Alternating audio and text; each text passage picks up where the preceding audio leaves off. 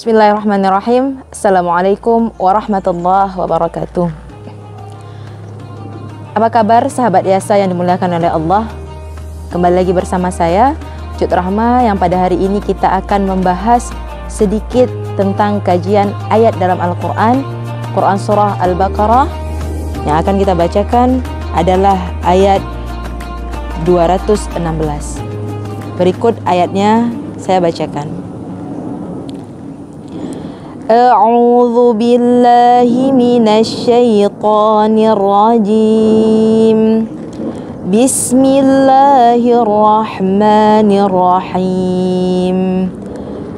Kutiba 'alaikumul qitalu wa huwa kurhun lakum wa 'asa an takrahu syai'an wa huwa khairul lakum wa 'asa an tuhibbu syai'an wa huwa syarrul lakum wallahu ya'lamu wa antum la ta'lamun. Shadaqallahul azim. Dan saya akan bacakan arti daripada ayat berikut ini.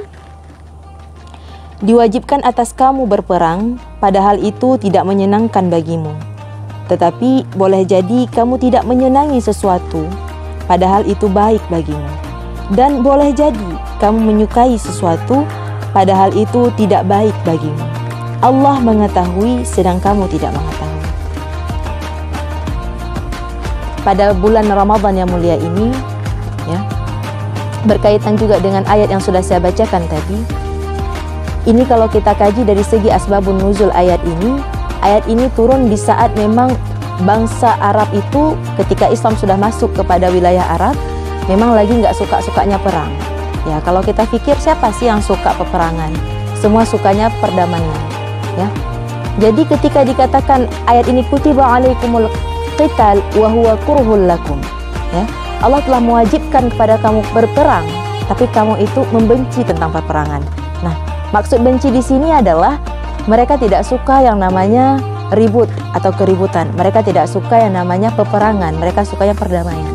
Tetapi mau tidak mau pada masa itu memang harus berperang karena ada hak yang harus didapatkan dan ada kewajiban yang harus ditunaikan, yaitu memerangi kafir-kafir Quraisy yang ingin menghancurkan agama Allah.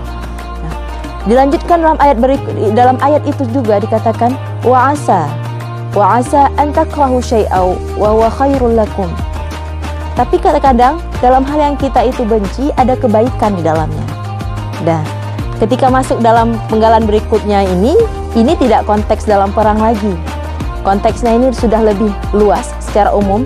Jadi ketika kita masuk dalam pembahasan-pembahasan, kadang-kadang kita nggak suka sama suatu hal, kita bisa ambil patokannya itu dari ayat ini. Ya. Sumbernya itu dari ayat ini, referensinya ayat ini. Karena kadang-kadang dalam kehidupan kita ada yang kita mau, tapi ternyata itu nggak bagus untuk kita. Ya, begitu pula ketika kita nggak mau sesuatu itu, tapi tiba-tiba sesuatu itu memang harus kita ambil. Ya mau nggak mau kita harus terima. Karena disitulah ada kebaikan. Makanya sebenarnya dalam konsep berdoa pun, ketika doa kita dikabulkan oleh Allah, ternyata Allah sedang mengabulkan apa yang kita inginkan. Tetapi ketika Allah belum mengabulkan doa kita, berarti Allah sedang memberikan apa yang Allah inginkan, bukan lagi yang kita inginkan. Jadi kalau konsep itu sudah masuk dalam kehidupan kita, sudah kita bisa maklum lah bahwasanya segala sesuatu yang terjadi pada kita hari ini semuanya berkehendaknya pada Allah Subhanahu wa taala. Tidak ada hal yang datang kepada kita melalui izin Allah.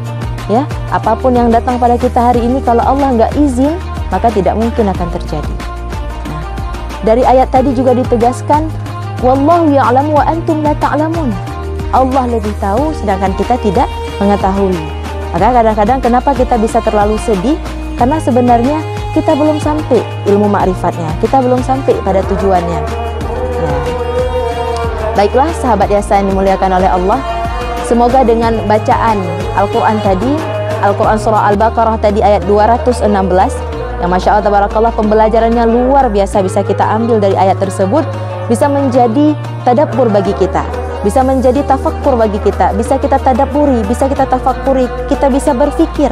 Karena Al-Quran juga mengatakan, afala yatafakkarun, afala yatadakkarun. Maka kita gunakan apa yang sudah Allah berikan ini sebagai ladang, sebagai lahan untuk kita terus mendekatkan diri kepada Allah, terus bertakarub kepada Allah. Ya, kalau satu persatu ayat-ayat daripada Al-Quran ini kita buka, kita baca, kita lihat asbabun nuzulnya, kita baca tafsir-tafsirnya, maka tidak akan ada lagi manusia yang di muka bumi Allah ini tidak bersyukur. Tidak ada lagi manusia di muka bumi Allah ini tidak bersabar, karena sungguh ada janji-janji besar dalam Al-Quran yang sudah termaktub kepada manusia. Baiklah, sahabat Yasa yang dimuliakan oleh Allah, mungkin untuk hari ini itu saja yang dapat saya sampaikan. Lebih dan kurang saya mohon maaf. Hadanallahu wa iyyakum ajma'in. Assalamualaikum warahmatullahi wabarakatuh.